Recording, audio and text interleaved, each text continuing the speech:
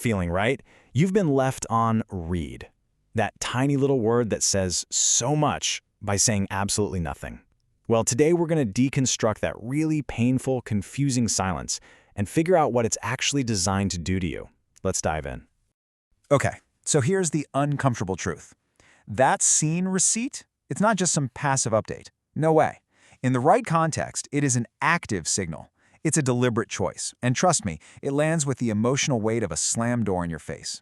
Because that feeling it creates, that knot in your stomach, the racing thoughts, that is not just in your head. It's a very real, very primal reaction happening inside your brain.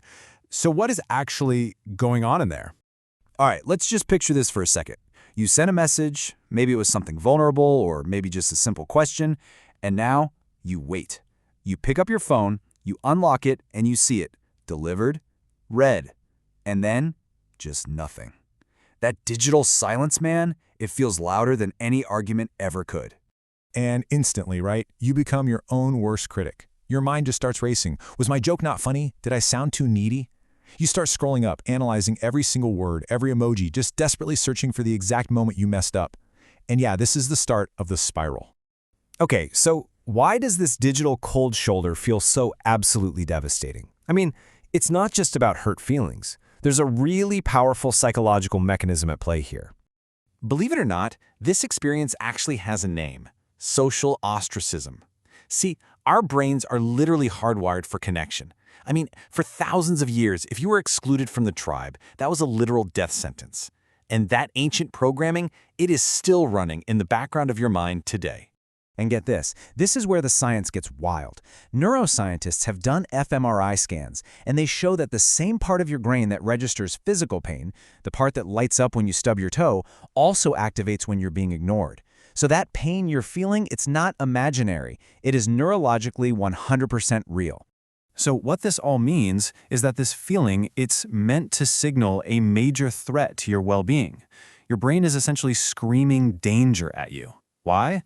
Because from an evolutionary perspective, being socially disconnected is one of the biggest threats imaginable. But here's the thing. A clear no, yeah, it can hurt. But at least it gives you closure, right? Silence, on the other hand, it offers nothing. So why is that uncertainty, that not knowing, so much more torturous than a direct rejection? Well, that brings us to the second, and maybe even more insidious psychological weapon in all this: ambiguity. See, when someone ignores you, they're not just withdrawing their presence, they are actively trapping you in a maze of uncertainty.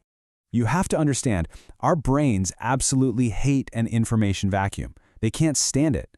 So when we don't have answers, what do? We create them. And let's be honest, we almost never fill in those blanks with positive stuff. Instead, we project our absolute worst fears into that silence. They hate me. I'm not important. I'm unlovable. And that's the trap, right there. You're left in this state of suspended animation. You can't move on because there's no clear ending, but you also can't move forward because you've been given absolutely nothing to work with. You were just stuck, waiting, and replaying that same loop over and over in your head. And look, let's be really clear about how serious this can be. When it's used intentionally, to punish or control someone, the silent treatment isn't just rude. It's a straight-up tactic of manipulation.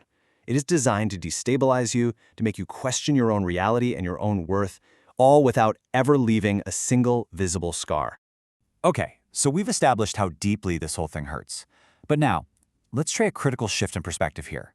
What if the reason for their silence has almost nothing to do with you and everything to do with them?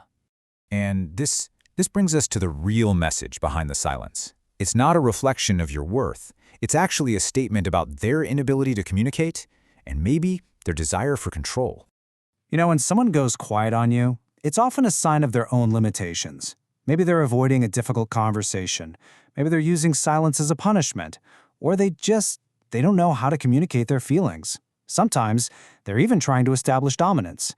But in every single one of those cases, it's a communication failure on their part, not yours.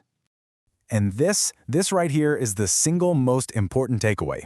Ignoring you isn't an absence of a message. It is the message. The silence itself is the communication.